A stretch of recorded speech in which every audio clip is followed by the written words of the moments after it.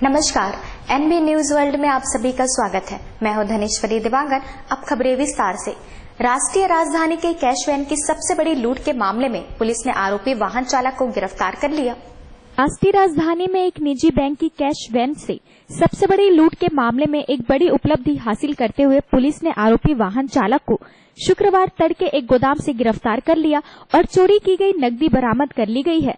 22.5 करोड़ रुपए की इस लूट के मामले में पुलिस ने आरोपी ड्राइवर प्रदीप शुक्ला को घटना स्थल से कुछ ही दूरी पर गिरफ्तार कर लिया है। पुलिस अधिकारी ने बताया कि चालक को आज तड़के ओखला के उस गोदाम से गिरफ्तार किया गया जहां वह छिपा हुआ था। अब तक वह इस मामले का अकेला आरोपी जान पड़ता है। उन्होंने कहा कि चुराई गई नकदी भी बरामद कर ली गई है, लेकिन इसका अंतिम आकलन अभी किया जाना है। आरोपी वैन चालक की पहचान प्रदीप शुक्ला के रूप में हुई है। वह कल शाम को दक्षिण पूर्वी दिल्ली के गोविंदपुरी इलाके से 22.5 करोड़ रुपए के साथ कथित तौर पर फरार हो गया था।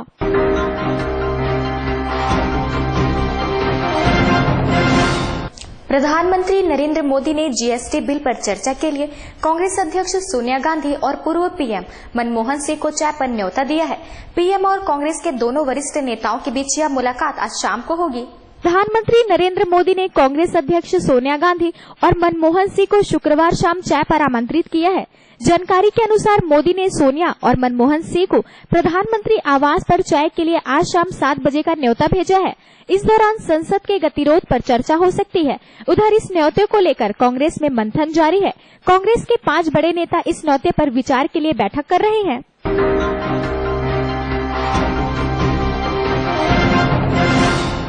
पेरिस में आईएस के हमले के बाद फ्रांसीसी राष्ट्रपति फ्रांसवा ओलाद समर्थक जुटाने मॉस्को गए थे। वह चाहते थे कि आईएस को लेकर रूस का उन्हें पूरा साथ मिले। राष्ट्रपति फ्रांसवा ओलाद ने आतंकवादी आईएस को समाप्त करने के लिए वैश्विक ताकतों से एकजुट होने की अपील की। ओलाद ने रूस के राष्ट्रपति व्लादिमीर पुतिन से द्विपक्षीय वार्ता के दौरान कहा, हमारा दुश्मन आईएस है, उसके पास क्षेत्र है, एक सेना है और संसाधन भी है। हमें इन आतंकवादियों को खत्म करने के लिए विशाल गुट बनाने की जरूरत है। उन्होंने कहा, मैं मॉस्को में आपके साथ यह जानने के लिए हूँ कि हम किस तरह से एक साथ काम कर सकते हैं और शांति स्थापित करने के लिए इन आतंकवादी संगठनों का किस तरह से सामना कर सकते हैं।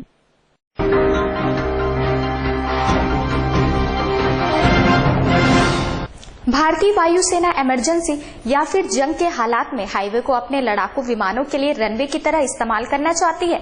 इसके लिए उसने राष्ट्रीय राजमार्ग प्राधिकरण से बात की है। इंडियन एयरफोर्स खासकर पाकिस्तान से जंग जैसे हालात बनने पर देश के हाईवेज का इस्तेमाल करना चाहती है।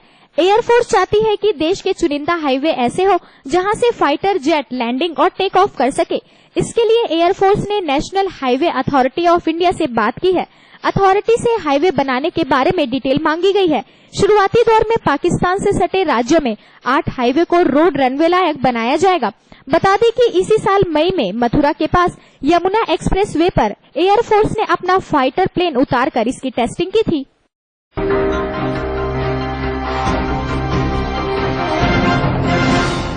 अमेरिकी राष्ट्रपति भवन व्हाइट हाउस की सुरक्षा लांघकर एक शख्स के अंदर घुस जाने के बाद व्हाइट हाउस की सुरक्षा बढ़ा दी गई है। उसकी दीवार फाड़ने वाले व्यक्ति को गिरफ्तार कर लिया गया है। जिस समय इस व्यक्ति ने दीवार फाड़कर अंदर जाने की कोशिश की, उस समय अमेरिका का प्रथम परिवार अंदर थैंक्स गिविंग का जश्न मना रहा था। इस घटना के बाद व्हाइट हाउस की दीवारों और द्वारों को अस्थायी तौर पर बंद कर दिया गया है।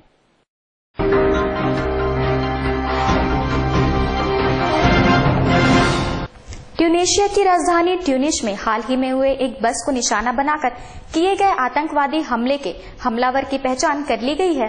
ट्यूनीशिया में राष्ट्रपति के गार्ड को निशाना बनाकर किए गए एक आत्मघाती हमले के बाद चरमपंथियों से जुड़े होने के संदेह में अधिकारियों ने 30 लोगों को हिरासत में ले लिया है और एक स्थानीय रेहड़ी पटरी वाले की पहचान बम हमलावर के तौर पर की गई है।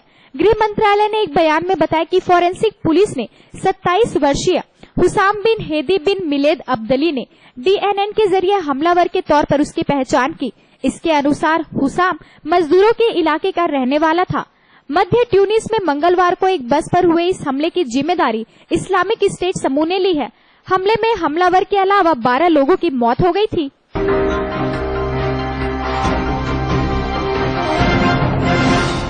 ऑस्ट्रेलिया के मेलबर्न में सबसे बड़ा हिंदू मंदिर को 30 नवंबर को श्रद्धालुओं के लिए खोल दिया जाएगा। ऑस्ट्रेलिया में हिंदुओं का सबसे बड़ा श्री दुर्गा मंदिर 30 नवंबर को अपने भव्य उद्घाटन के लिए तैयार है। यह मंदिर मेलबर्न रॉकवेक उपनगर में स्थित है। जानकारी के मुताबिक निर्माण कार्य के 5 साल बाद यह मंदिर देश में हिंदुओं की बढ़ती आबादी के लिए पूजा के लिए एक स्थल देगा। मंदिर खुलने के पहले आतिशबाजी के साथ 7 दिन का समारोह होगा। इसे प्राण प्रतिष्ठा कार्यक्रम कहा जाता है। इस कार्यक्रम का आगाज 24 नवंबर से शुरू हो गया है।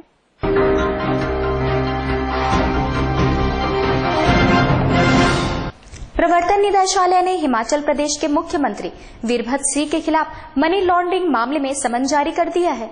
हिमाचल के मुख्यमंत्री वीरभद्र सिंह को प्रवर्तन निदेशालय ने नोटिस भेजा है। ईडी आय से अधिक संपत्ति के मामले में वीरभद्र सिंह से सवाल जवाब करना चाहती है। हालांकि वीरभद्र सिंह को कब ईडी के सामने पेश होना है, इसकी तारीख तय नहीं है, लेकिन माना जा रहा है कि वीरभद्र सिंह दिसंबर के पहले हफ्ते में ईडी के सामने पेश हो सकते हैं। बता दें कि आय से अधिक संपत्ति के मामले में सीबीआई और ईडी दोनों के पास वीरभद्र के खिलाफ सबूत है।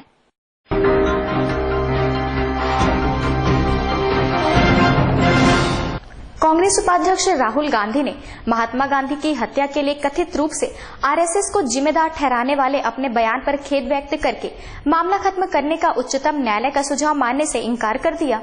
कोर्ट ने कांग्रेस नेता राहुल गांधी के खिलाफ दर्ज आपराधिक अवमानना की कार्यवाही के मामले में स्टे जारी रखा है। राहुल पर आरोप है कि उन्होंने महात्मा गांधी की हत्या के लिए कथित तौर पर संघ को जिम्मेदार ठहराया था। इस मामले में सुप्रीम कोर्ट ने प्रतिवादी और संघ कार्यकर्ता से 4 हफ्ते में जवाब दाखिल करने को कहा है।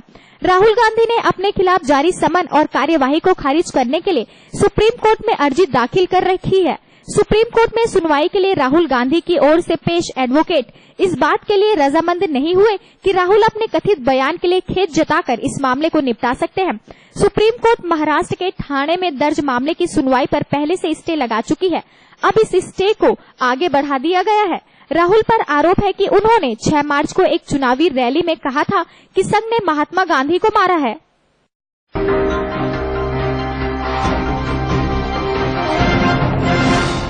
पूर्व प्रधानमंत्री अटल बिहारी वाजपेयी की छोटी बहन कमला दीक्षित का गुरुवार रात निधन हो गया। भारत के पूर्व प्रधानमंत्री अटल बिहारी वाजपेयी की छोटी बहन कमला दीक्षित का गुरुवार रात आगरा के प्रताप नगर के अलकापुरी स्थित अपने निवास पर निधन हो गया। वे 87 वर्ष की थी। अटल बिहारी वाजपेयी और कमला दीक्षित एक ही तरह की बीमारी के शिकार थे। कुछ दिन पहले पैरालिसिस अटैक के बाद उन्हें रेनबो हॉस्पिटल में भर्ती कराया गया था। इसके बाद लोटस हॉस्पिटल ले जाया गया। 2 दिन पहले स्वास्थ्य में सुधार होने पर परिवारजन के लोग घर आए थे। गुरुवार देर रात अचानक फिर से तबीयत बिगड़ी और अस्पताल ले जाने से पहले ही सांसों की डोर टूट गई। 4 महीने तक बिस्तर पर बीमार रहने के बाद कमला ने बीती रात दुनिया से विदा ले ली।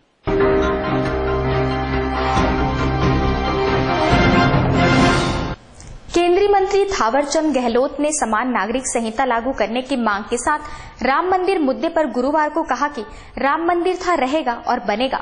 उन्होंने जम्मू कश्मीर को विशेष दर्जा देने वाले अनुच्छेद 370 पर भी सवाल उठाया और दावा किया है कि संविधान निर्माता बाबा साहेब इसके पक्ष में नहीं थे।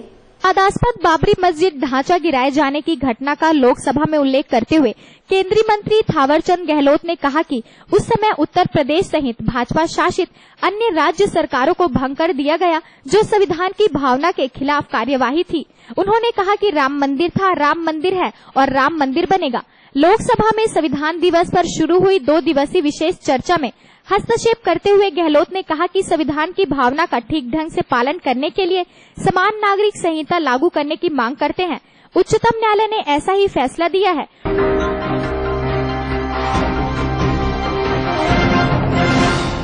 राज्यसभा में पहले संविधान दिवस पर बहस की शुरुआत करते हुए वित्त मंत्री अरुण जेटली ने कहा कि देश के सामाजिक ताने बाने को किसी तरह का खतरा नहीं है। सरकार सर्वधर्म समभाव में यकीन करती है। राज्यसभा में संविधान पर चर्चा करते हुए वित्त मंत्री अरुण जेटली ने शुक्रवार को कांग्रेस पर जमकर निशाना साधा है। इमरजेंसी को लेकर कांग्रेस पर हमला बोलते हुए अरुण जेटली ने कहा कि इमरजेंसी के दौरान लोगों से जीने का अधिकार छीना गया। उन्होंने कहा कि बाबा भीमराव अंबेडकर की वजह से भारत में लोकतंत्र है। हमारे देश में लोकतंत्र मजबूत हुआ है, लेकिन पड़ोसी देश में ऐसा नहीं हुआ। उन्होंने कहा कि बीते 65 सालों में दुनिया में बहुत बदलाव हुए हैं।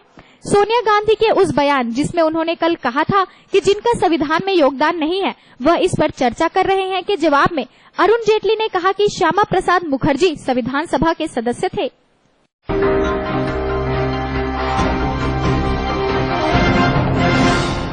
पाकिस्तान के प्रधानमंत्री नवाज शरीफ ने बेशक पाकिस्तानी क्रिकेट बोर्ड को भारत के साथ श्रीलंका में क्रिकेट सीरीज खेलने को लेकर मंजूरी दे दी है, लेकिन बीसीसीआई को अभी अपनी सरकार से मंजूरी का इंतजार है। मंत्रालय ने कहा कि भारत और पाकिस्तान के बीच क्रिकेट रिश्ते बहाल करने के लिए भारतीय क्रिकेट बोर्ड ने उसे सुरक्षा मंजूरी नहीं मांगी है, क्योंकि संभवतः ये मैच भारत में नहीं होंगे। एक अधिकारी ने कहा कि यदि कोई अंतर्राष्ट्रीय मैच देश में हो रहे हो तब भी गृह मंत्रालय की सुरक्षा मंजूरी प्रदान करने में भूमिका होती है। उन्होंने कहा कि भारत पाकिस्तान श्रृंखला के यहाँ होने की संभावना नहीं है और इसलिए बीसीसीआई ने गृह मंत्रालय से संपर्क नहीं किया है।